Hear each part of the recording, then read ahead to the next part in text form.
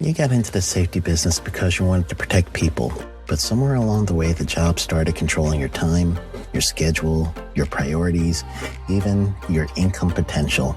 What if the expertise you've built over the years in the field can give you something more? More freedom, more control, more ownership of your future. I'm Sheldon Primus, the author of 7 Steps to Starting a Profitable Safety Consulting Business and the host of the Safety Consultant Podcast, with more than 350 episodes helping safety professionals become consultants and grow their career.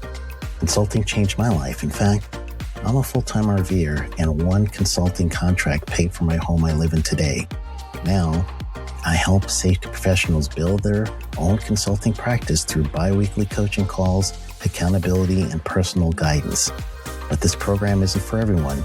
Start with the Consultant Readiness Audit at sheldon.coach. What if everything we thought we knew about safety was just interference? From the host of the Rated R Safety Show and the founder of Safety FM comes the complete Signal Transmission Trilogy, now available in one powerful edition. Safety, in my opinion, the book that started the conversation. Safety Mutation, where the boundaries of culture, systems, and belief begin to break. And now, Safety Transmission, the final piece of the signal. For the first time, all 3 books are together in one volume. The Signal Transmission Trilogy, Complete Edition. This isn't just about compliance. It's about consciousness. It's about decoding the way we think, lead, and live, inside and outside the system. Whether you've been following the signal since the beginning or you're just now tuning in, this is the version to own. Search Signal Trilogy on Amazon or visit safetyfm.com to get your copy now.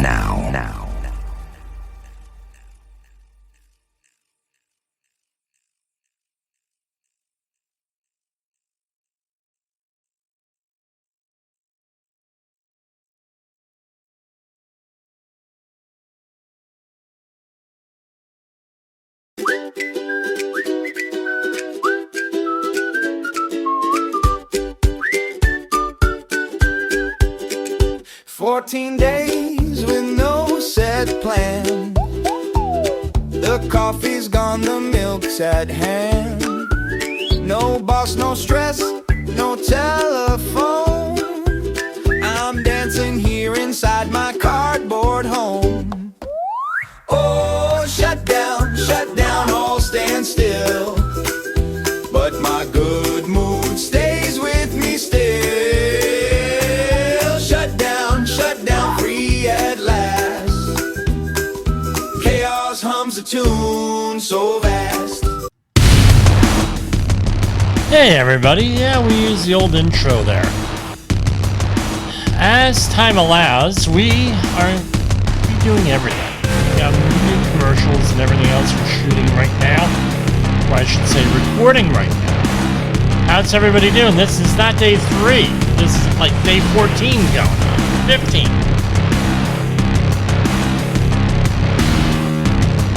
With no shutdown in sight. No end to this shutdown. Now it's starting to hurt. It's starting to hurt a lot of people here.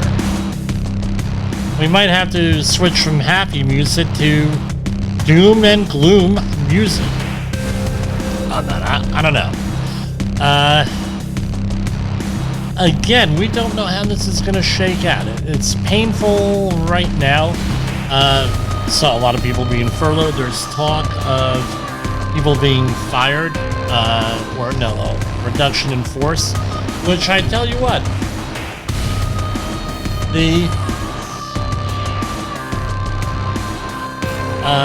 what do you call it? The powers that be, right? Or I should say, I should say,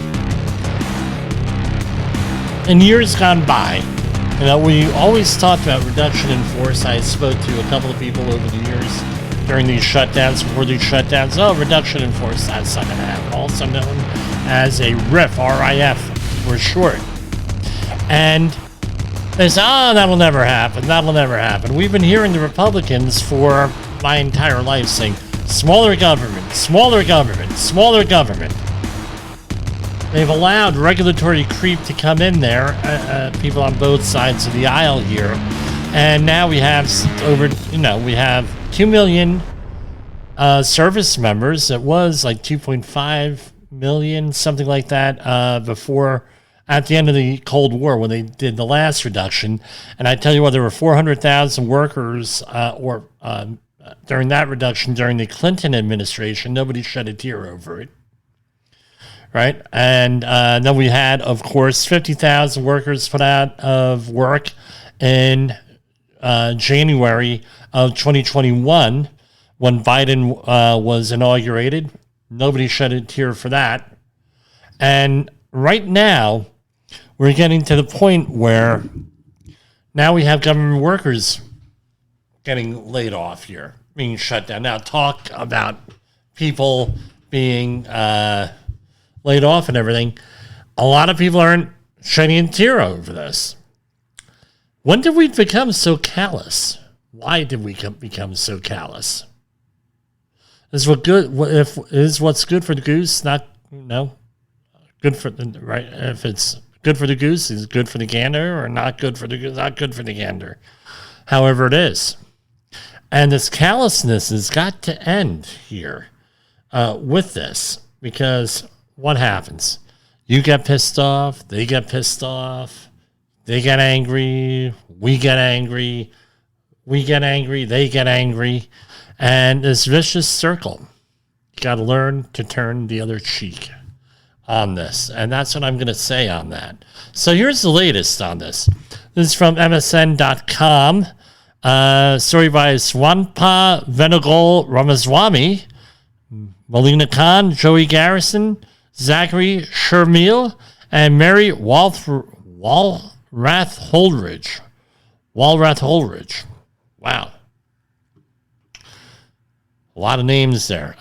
Here from USA Today. The Senate on Tuesday rejected a potential funding deal for the 8th time, guaranteeing that the government shutdown that has furloughed hundreds of thousands of workers and caused disruption in services across the country will continue. The failed vote means the government stores will remain closed despite new pressure from the Trump administration over the weekend. The White House began another round of firings across more than a half a dozen agencies, laying off thousands of workers. Again, the Republicans want smaller government. They have not delivered on that. Here we have somebody delivering on it, and nobody's happy about it. Maybe it's the way that it's going about. The president is going about. Maybe it isn't. Maybe it's something else going on. I don't know here. But again, this callousness got to stop. There's people at this point suffering. We need to get everybody back to work again. People are back to work. People don't have time to do things that they shouldn't be doing. So last time we had a shutdown was during COVID, right? Different reason, but we had lots of people out of work. Lots of people went out there thinking, had time on their hands. And one of the questions that was routinely asked again and again is, what the hell am I doing with my life? What am I doing? Right? What am I doing with my life? Why am I doing this? And as a result, I think sociologists and historians are going to put that as one of the events that caused that was a contributor at least, or maybe caused some of our current strife here. Started during the Trump's first administration and got exacerbated.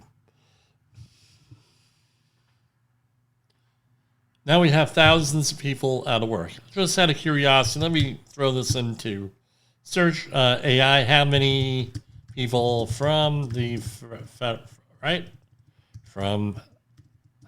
federal government are out of work because of the shutdown? Gotta love it, right? So this is going through AI, right? And this is according to The Hill. As of right now, 4,000 federal employees have been laid off due to the government shutdown, the Department of Health and Human Services being the hardest hit. When was this article? It was from the 10th right here. As of Friday, 4,100 federal employees have been laid off. Right, we went into what's going on the Osha and the EPA as of last week. Something like 800 from Osha, several thousand from the EPA. And as of Friday, 20 to 30 EPA employees may be eliminated. The EPA confirmed in June it was down more than 700 staffers since January, though those staffers may have been separated from the agency for any number of reasons. From the Hill. So, I don't know. We have people not collecting paychecks. Military will. We have a lot of stuff going on here. Keep pissing people off. See what happens. Right?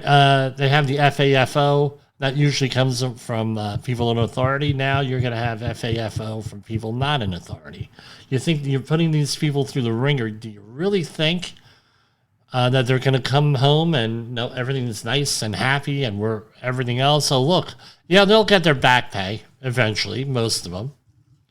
Right, by law, Congress said, you got to pay back pay. And then 2 weeks later, they rescinded the law. And so, you'll get your back pay. But that was just after the last shutdown.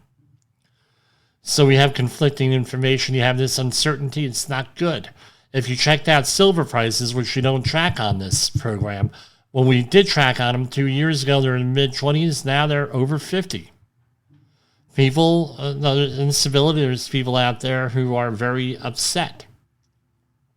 So what's my point? Make ready for whatever's to come here. That is my point. And that's my monologue for tonight. And we'll get into some other commentary here in a minute. We're going to go to commercial break right now. Is your safety training old, stale, and hackneyed? Is your safety trainer still preaching a warped version of behavior-based safety? How about safety training that is designed to actually address and assess your hazards and liabilities and is not standardized baloney from generations ago? Contact the Safety Wars team at safetywars.com or call me, Jim Polzel, at 845-269-5772. Remember, if you are receiving this message, you are the solution to unsafe workplaces. At Safety FM, we're just a humble radio station and podcast network. But we're changing the way people look at safety, one broadcast and one podcast at a time. Because here, we don't treat the word safety as a dirty word. We make it powerful. Rated R Safety Show. Jay Allen pushes boundaries and breaks myths. Safety Wars. Jim Posel brings the battle for safety to life. Pre-accident investigations.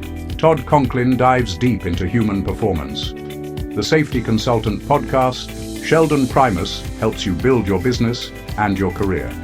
A Hope Podcast with no name.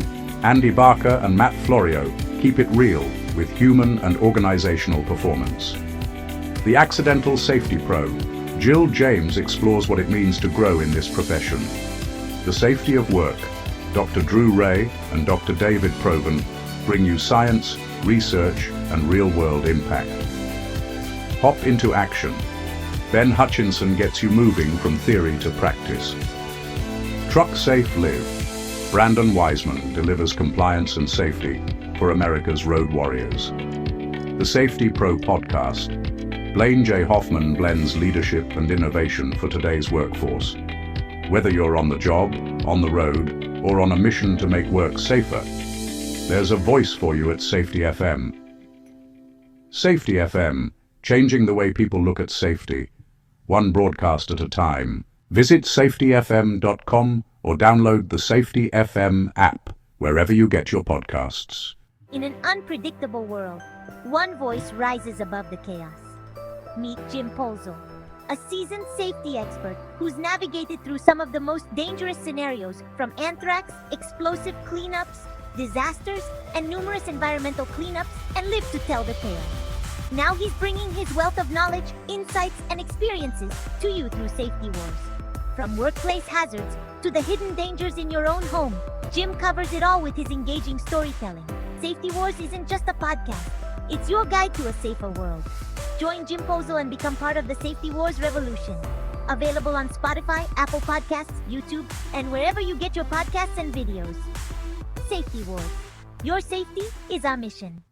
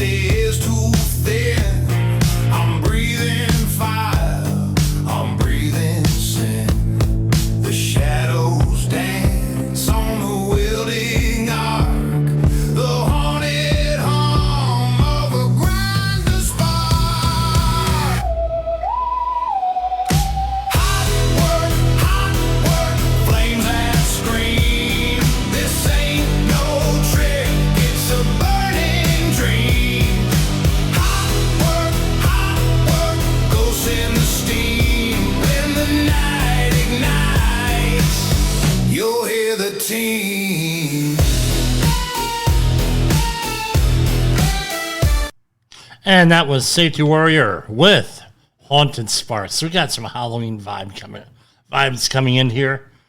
Yeah, it's approaching that day. I mean, there's a lot of people that go haywire for that. Now, on to something a little bit more,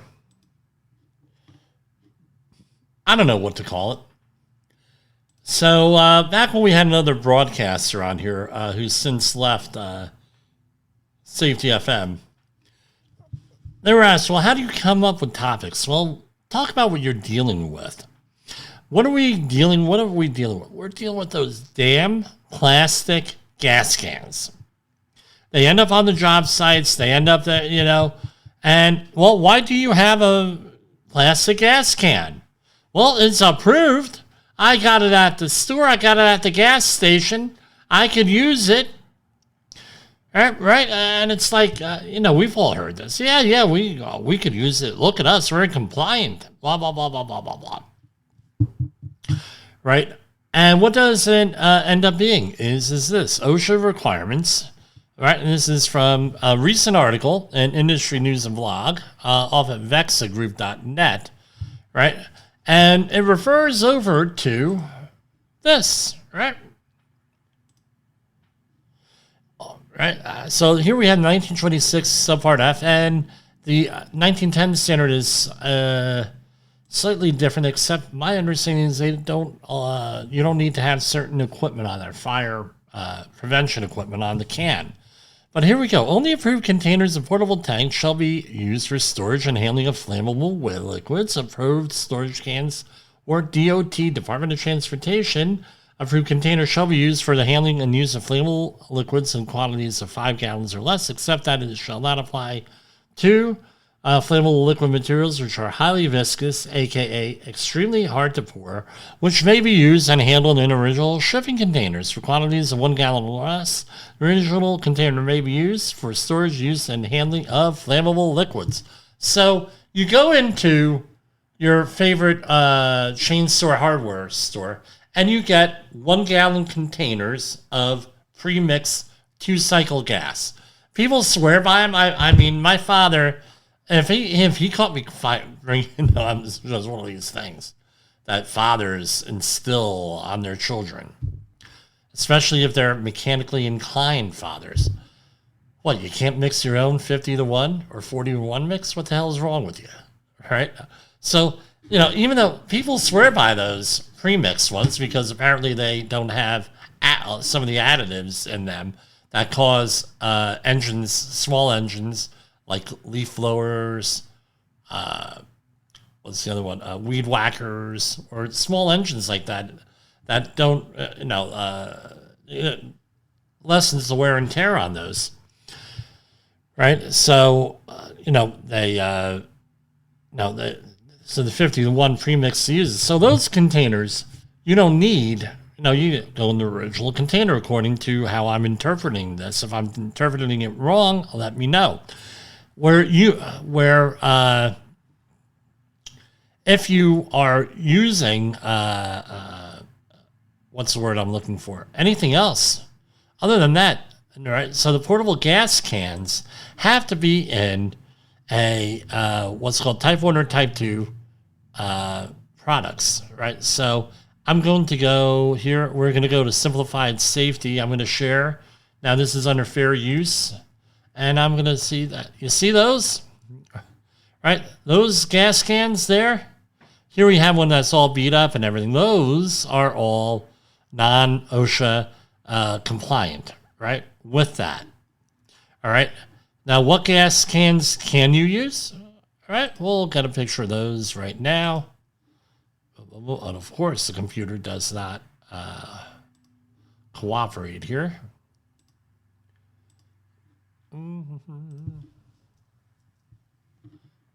Why should the computer comply, right? So here, let's go with this. And I'm not endorsing this. Those are the kinds. And Type 2. Each provides for safe handling of flammable liquids. Type 1 cans have a single opening for filling or pouring. They provide a so right there you have a safety can, red can with an ergonomic trigger and handle provide a comfortable grip for easy opening and pouring. They are available with or without funnels, which are removable and fit snugly onto the spout.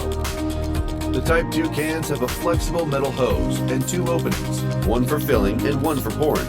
The hose allows for fueling in deeper, recessed, or otherwise hard-to-reach fuel tanks, like those found on vehicles. The Comfort Grip trigger actuates the spring-closing fill port lid and the valve to provide a precise, smooth, and fast fill. Hoses are available in 5/8 or 7/8 inch diameter.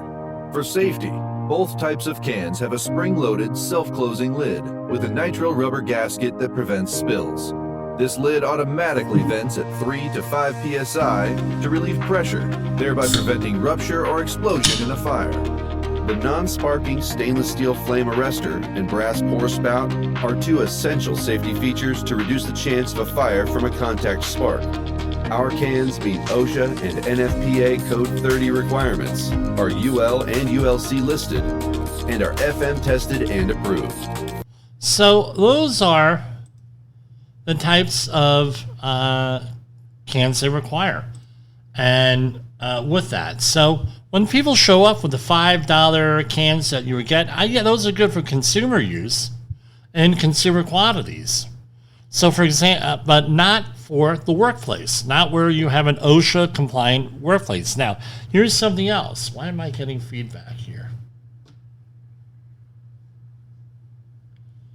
Sorry about that. I don't know why I am getting feedback.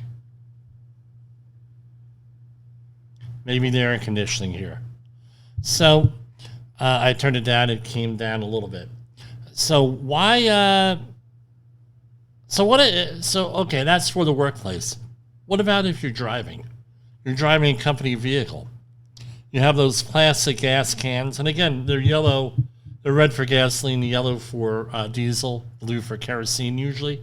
What if you're driving along, and you get pulled over, and you have those plastic gas cans on? Let's say you're in a landscaping vehicle or a construction vehicle, and you have that on there. What happens there? Is that a DOT violation? The answer is yes. Most likely yes. Are they going to write you a ticket? Who knows? The other issue is the compressed gas cylinders. So if you have, let's say, even if they're non-flammable, right? Let's say you're dealing with non-flammable gas cylinders. For what? Let's say you're carrying nitrogen or helium or something like that.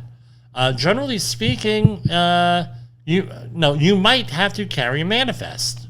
Now, what happens if you don't have that manifest with you? I'm not saying a hazardous materials manifest, but some type of manifest if you're over a certain quantity. What do you?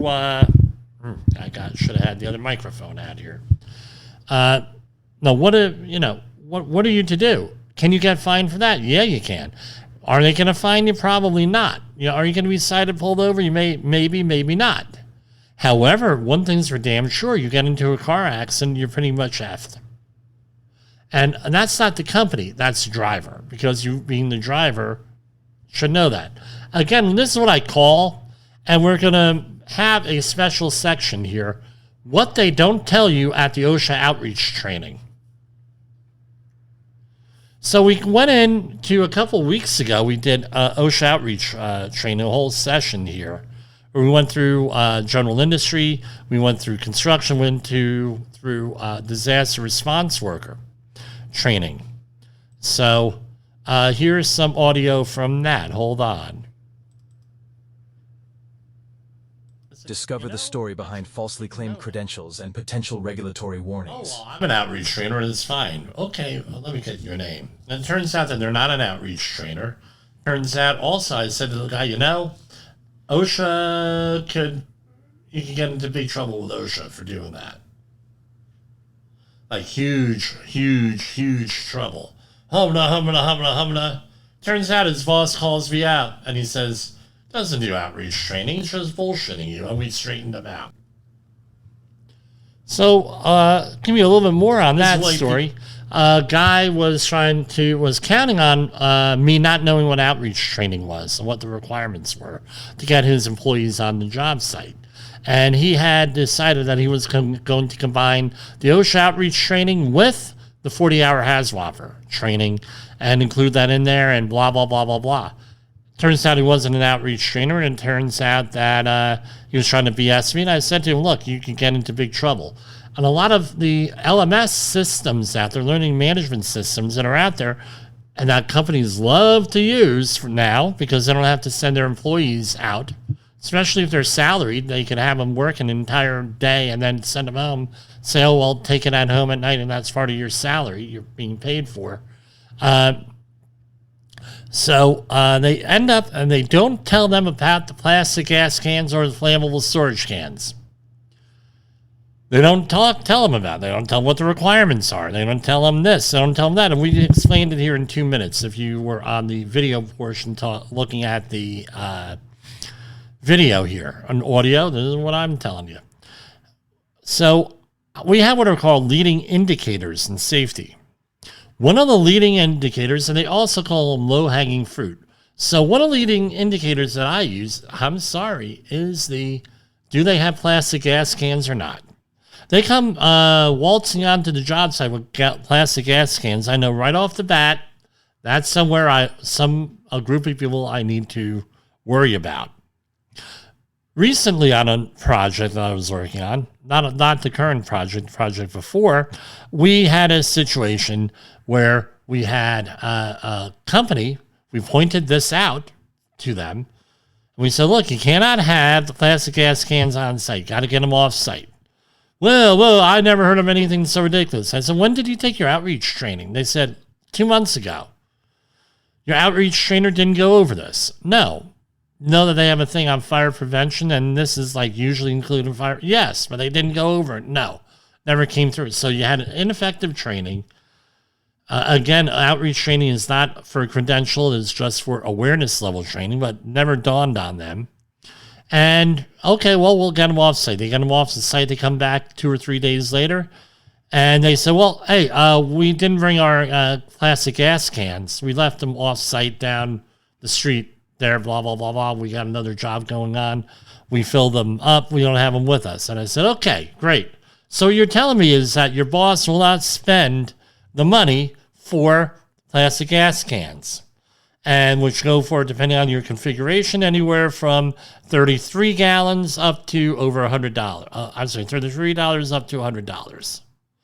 No, he won't do that. And it's like, okay, so let me get this straight. Here, right? This is part of what the problem is. Your employer, right? That should be a leading indicator with your employer. Well, what do you mean, Jim? A leading indicator. If your employer will not spend $100 to comply with federal law, OSHA, on the job site, and, well, right, it's going to have you drive around with plastic gas cans on your commercially plated vehicle, they don't really care about you because the fines on the vehicle go towards you, generally speaking. Right? Because you're the driver. You're supposed to know that. Right? And to the company, but to the vehicle, as I understand it now. How about, no, they're not going to, have that on you. I said, let me explain it to you. I've been doing this thing for I've been doing this job for more than years that you've been alive. Doing this type of work. And if an employer is breaking the law on something like that, what else are they breaking the law on everything else? What kind of environmental laws are they breaking? What kind of human resources situations are they breaking and not managing? All this other stuff, that is a valid question for everyone on that. So if you think that that's going to be compartmentalized to just, he doesn't follow OSHA regulations, however, or environmental regulations or DOT regulations, but he complies to all the other laws, labor laws, human resources practice. But he just doesn't apply, doesn't do that. Are you willing to believe that? I'm not willing to believe that. Not one bit.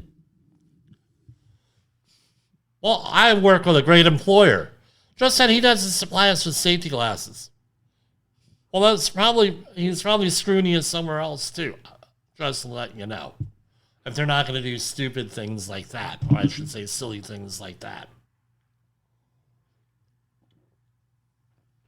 When you look at the press releases, when they used to write the press releases, what happens when they come in for an OSHA audit or a Department of Labor, let's say wage and hourly division, right? Audit. What do you also see? All different types of labor. You may have a wage issue or something like that, not paying overtime, but you also see all different types of labor law violations, from child labor law violations to OSHA violations and other things going on. So bottom line is, if you mess up in one area, chances are you're messing up everywhere with the employer. Now, we're not talking about the de minimis type of stuff, where we have good employers making little mistakes here and there. Everybody understands that. But on something major like that, a life safety issue, guess what? You got to watch out, right? It's Safety Wars with your host. Let's try that again. From the front lines of the safety war, it's Safety Wars with your host, Jim Posel on Safety FM. Get ready to face the harsh reality. What if everything we thought we knew about safety was just interference? From the host of the Rated R Safety Show and the founder of Safety FM comes the complete signal transmission trilogy, now available in one powerful edition. Safety, in my opinion, the book that started the conversation. Safety Mutation, where the boundaries of culture, systems, and belief begin to break. And now, Safety Transmission, the final piece of the signal. For the first time, all three books are together in one volume. The Signal Transmission Trilogy, Complete Edition. This isn't just about compliance. It's about consciousness. It's about decoding the way we think, lead, and live, inside and outside the system. Whether you've been following the signal since the beginning or you're just now tuning in, this is the version to own. Search Signal Trilogy on Amazon or visit safetyfm.com to get your copy now. Hi, this is Jim Posel, your safety warrior. You know what drives you nuts? I mean, absolutely unhinges me. I see all this stuff on social media, I get stuff in the mail, the junk mail, and everything else. And hey, we have a health and safety program for you. We have a health and safety process for you. Just throw out some money. 15, 20 minutes later, you have a complete health and safety program. No assessments, no professionalism, no professional checking out your stuff. That is where we have Aronite. They fill that gap between all these programs and having a professional in place. Right? Let's say that you're an office, a financial service company, a retail chain, a tech company, you name it. The last thing on your mind might be what your responsibilities are to your employees, the company, and, of course, the law. All about safety, right? We forget about the law. It's not only protecting your assets, protecting your people, and your people are your most important asset. It is also following the law. Aronite has a whole worldwide reach, just like Safety Wars. They have a thorough and comprehensive auditing system that will identify what your needs are and then help you write the plan or the program you need. And then, finally, they don't abandon you like all these other online platforms. They actually help you administrate it. We've all been there. We don't know what to do. We don't know what the laws are. We don't know any of this stuff. If you need answers quick, you come to me, Jim Polzel, or you go to Aronite. Visit them on the web at aronite.com. Tell them Jim Polzel from Safety Wars sent you. See you out there in the world of safety.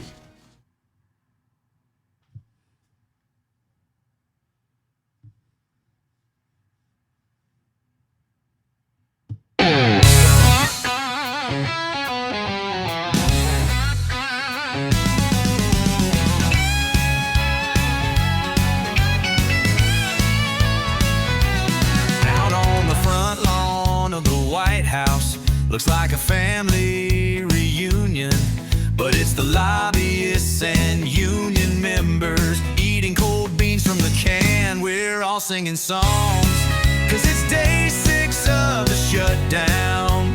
Government ain't got us down. We're just singing our songs, cause it's day 6 of the shutdown. The government ain't got us down. All right, so we are back. We are back here. So, there it is. You are listening to Safety Wars. Tomorrow's Safety Today. All right, so we're back. Let's talk about some other health and safety news here. So this is from jdspuro.com. Osha and MSHA under new leadership. We covered this last week. Anticipating developments in workplace safety regulation. Article, I'm not seeing an article here by anybody. Here, written by Jackson Lewis. Recent confirmations that the DOL mark a new phase for federal workplace safety and health oversight, with David Killing now leading the Occupational Safety and Health Administration, and Wayne Palmer leading the Mine Safety and Health Administrator, MSHA. Both agencies are expected to address their regulatory and enforcement priorities. Employers should anticipate potential shifts in compliance expectations and reporting obligations as these leadership transitions take effect. Both people are not well respected here in the industry.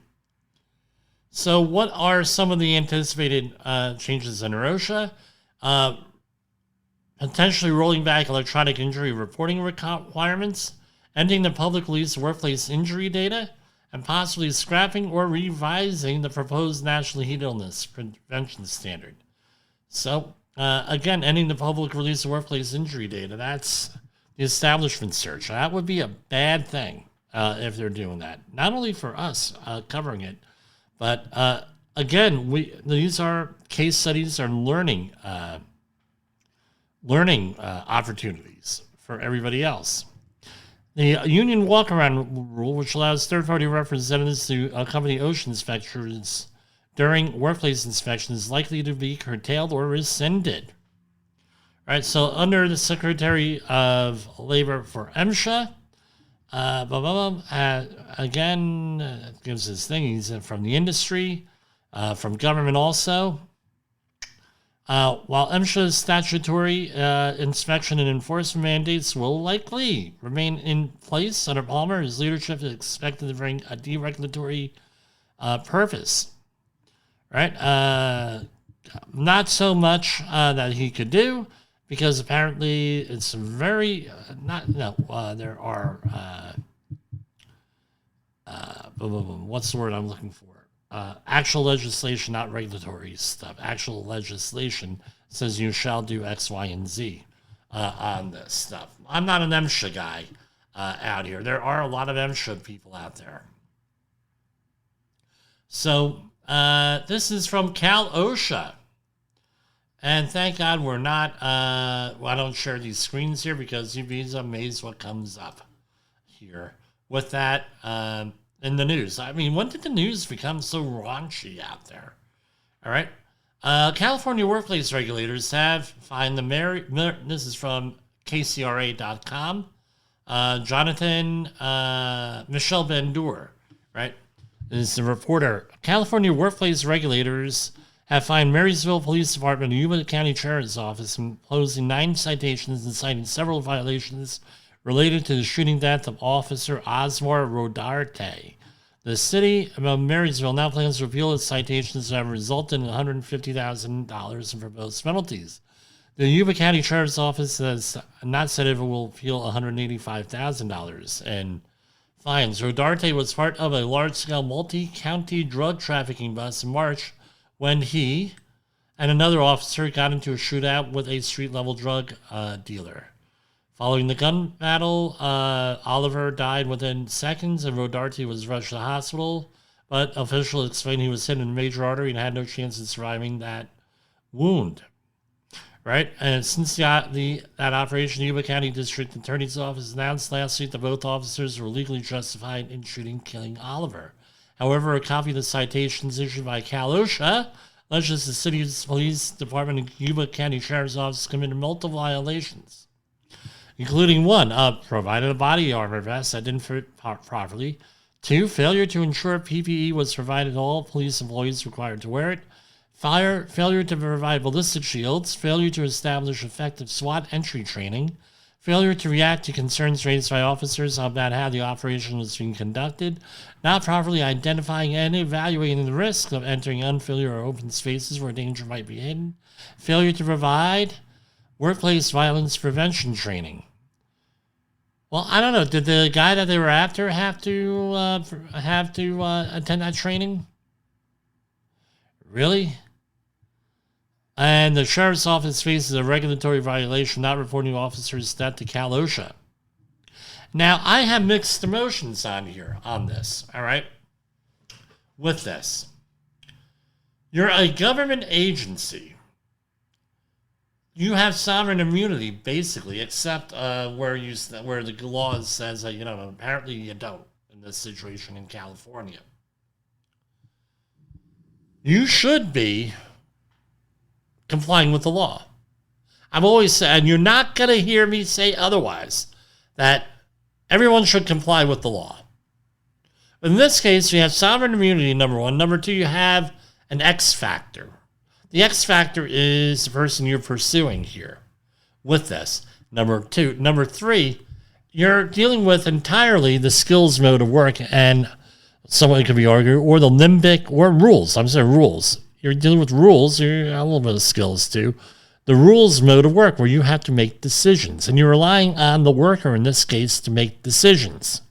And the decisions that the worker has to make are totally reliant on what the alleged perpetrator is, what they're capable of. So it's kind of hard to plan that out. I'm not in law enforcement.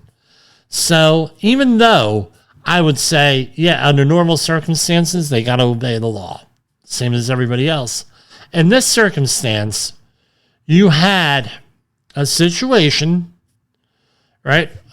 You have a situation where you cannot have, they have the original citation here for them, where you have an X factor. That is the other person out there doing things, right? Acting and everything else. And, okay, maybe it's a training issue. right? But I would think that you would have to link to why that training issue caused this problem, unless you're just citing them on a general, hey, well, you didn't have training sort of situation. This is different than the Uvalde situation where they failed to act, right? The Uvalde shooting, school massacre. They just opened up a new school just now, like today, yesterday, something like that, because they abandoned the old school. So here we have, let's see, Cal OSHA. How does theirs look like? Their citations. Right. Again, prior to and during the course of the division's inspection, including but not limited to, the employer failed to establish, implement, and maintain an effective written injury and illness prevention program. $435. Here we have citation 1, item 2, general violation, PPE. Right. Prior to and during the course of the division's inspection, including but not limited to, on March 26, 2025, the employer failed to verify that the required workplace hazard assessment had been performed through a written certification that identifies the workplace evaluated. The person certifying that the evaluation has been, right, that's $435. Right, so they didn't do an assessment. Prior to and during the course of the division's inspection, including but not limited to, right, on March 26th, the employer failed to verify that each employee required to wear PPE had received and understood the required PPE training through a written certification. So lack of training, $435. Violation, citation item 1, number 4. The employer shall record information in a violent incident log for every workplace violence incident. Prior to and during the course of the inspection, but not limited to March 26th, the employer failed to record information in a violent incident log for every workplace incident. Right? And here we go. General here. Records of workplace violence hazard identification and correction shall be created and maintained for 5 years. Something that they allegedly did not do. Citation 2, item 1. This is where it's $21,600. Rather lengthy here. Let's see if I could summarize this. Right. Prior to and during the course of the division's inspection, the employer failed to effectively establish, implement, and maintain procedures for identifying and evaluating workplace hazards faced by officers who executed a warrant on a certain address and a narcotics investigation involving transnational trafficking organizations, including, not limited to, safeguards for firearm threats, right? Employer failed to identify and evaluate the needs for ballistic shields, and they're attributing all these to the fatality involved. Employer failed to properly identify and evaluate the need for proper fit and type of body armor needed to protect from firearm threats to neck, chest, and abdomen and groin. As a result, the Marysville police officer was fatally wounded. The employer did not properly identify and evaluate the risks of entering unfamiliar or open spaces where danger might be hidden. Right? And that was $21,600, item, citation 3, item 1. And same type of thing, right? $21,600 with that. Lack of training, lack of assessments. Citation 4, item 1, serious accident related, right?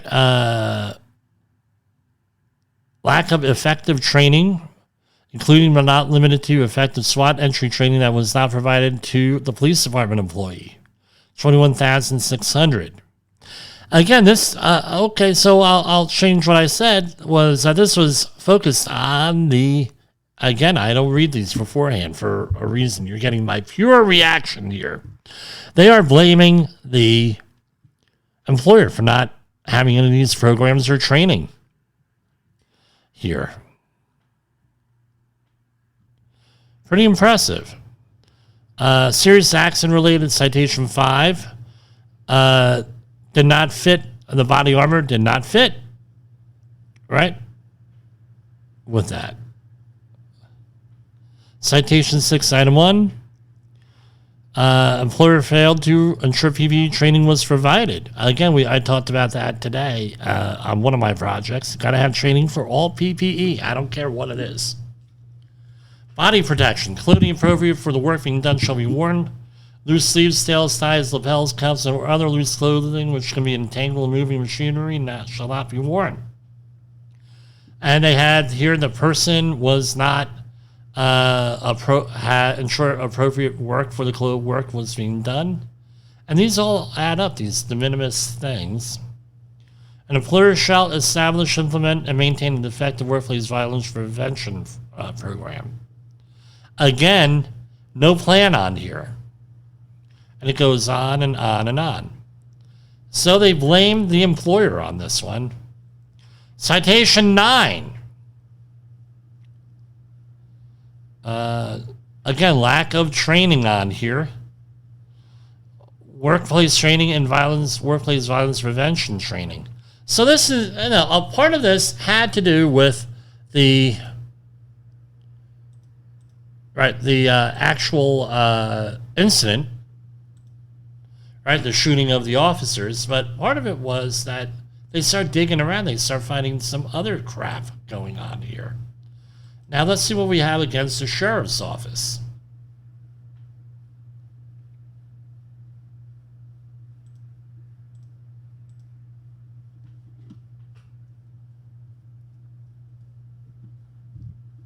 We're going to scroll down 28 pages is what we got.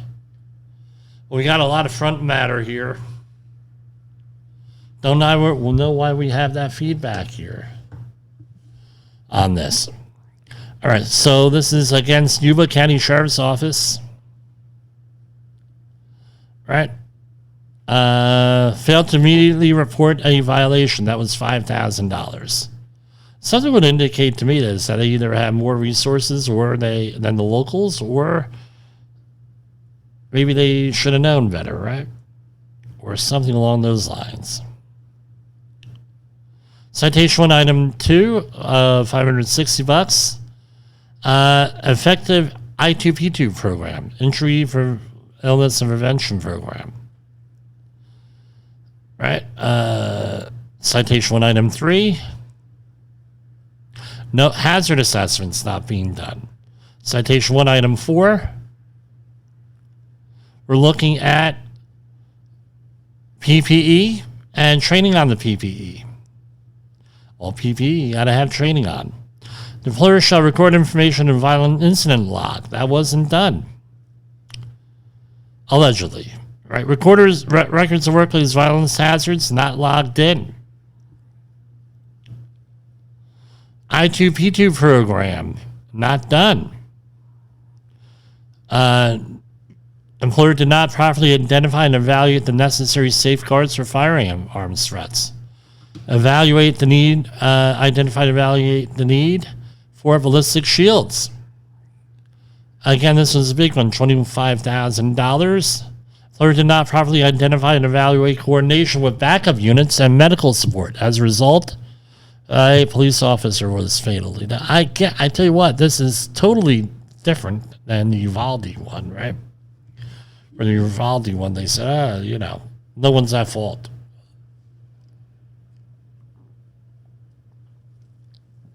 And that one, nobody had training either, but Texas doesn't have its own state agency there. And OSHA does not cover, their jurisdiction is not that of the Texas public employees. Again, here's another one. Unsafe and unhealthy work conditions. Safeguards for firearms threats. Well, no. Failed to provide ballistic shields. Failed to provide proper fit and type of body armor. Employer failed to act on concerns raised by officers before the incident about how the operation was being conducted. And employer failed to arrange proper rescue or medical response. $25,000 on that. Another training violation, $25,000. Training on the I2P2 program. Again, PPE not fitting. $25,000. This starts to add up. We're only on page 16. Let's see what else we got. PPE. Getting towards the end here. Again, PPE, proper fit of body armor.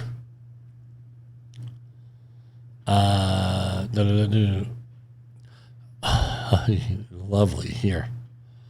Effective workplace violence prevention training on all the elements specified in 2 and 3. Items 2 or 3. What is that? The employer did a lot of stuff here. Not at the educational level, literacy and language for the employees. Employers shall provide employees with initial training when the plan is first established and annually thereafter. A whole bunch of stuff here with this. Another $13,500. So you're talking a lot of money here. So for the sheriff, it's $184,000. For the other agency, the police, it is here. Hold on. It is a lot of background noise today. 153,000. So basically, who loses on this one? Who loses are the two victims here. Number one, police officers. Those are the ones who lose. But the other thing is the taxpayer loses. And that is sad. It's sad on everything. Nobody. No. Again, we got families here. Again, you have the accused, the person that they were going after. So again, we mentioned today the 8th time they voted today to reopen the government, and not done. Everyone's doing the hustle here. We could call this that's another one. The shutdown hustle. And maybe we'll see what we can come up with. Now, here's another one. Here, this is from yesterday. These airports. Yesterday was Austin Bergstrom International Airport in Austin, Texas. Issued a ground stop because they didn't have enough people to man things. Right? Okay.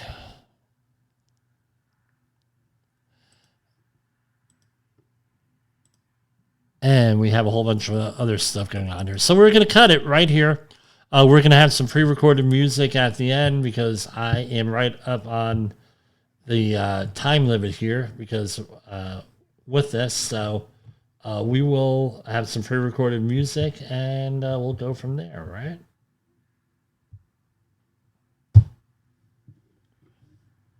Expressed on this podcast are those of the host and its guest and do not necessarily reflect the official policy or position of the company. Examples of analysis discussed within this podcast are only examples. They should not be utilized in the real world as the only solution available, as they are based only on very limited and dated open source information. Assumptions made within this analysis are not reflective of the position of the company.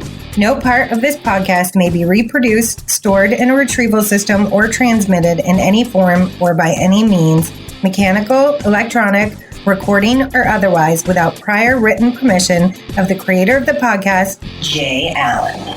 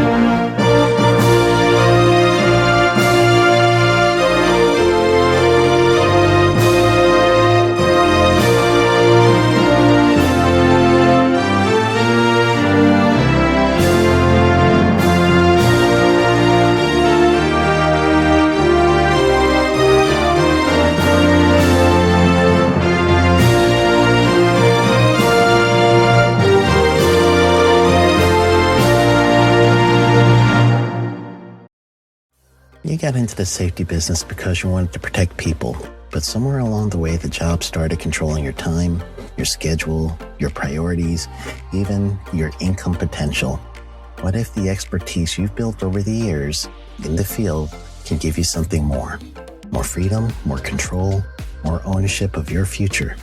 I'm Sheldon Primus, the author of 7 Steps to Starting a Profitable Safety Consulting Business and the host of the Safety Consultant Podcast, with more than 350 episodes helping safety professionals become consultants and grow their career. Consulting changed my life. In fact, I'm a full-time RVer, and one consulting contract paid for my home I live in today. Now, I help safety professionals build their own consulting practice through bi-weekly coaching calls, accountability, and personal guidance. But this program isn't for everyone. Start with the Consultant Readiness Audit at sheldon.coach. What if everything we thought we knew about safety was just interference? From the host of the Rated R Safety Show and the founder of Safety FM comes the complete Signal Transmission Trilogy, now available in one powerful edition. Safety, in my opinion, the book that started the conversation. Safety Mutation, where the boundaries of culture, systems, and belief begin to break. And now, Safety Transmission, the final piece of the signal. For the first time, all 3 books are together in one volume. The Signal Transmission Trilogy, Complete Edition. This isn't just about compliance. It's about consciousness. It's about decoding the way we think, lead, and live, inside and outside the system. Whether you've been following the signal since the beginning or you're just now tuning in, this is the version to own. Search Signal Trilogy on Amazon or visit safetyfm.com to get your copy now.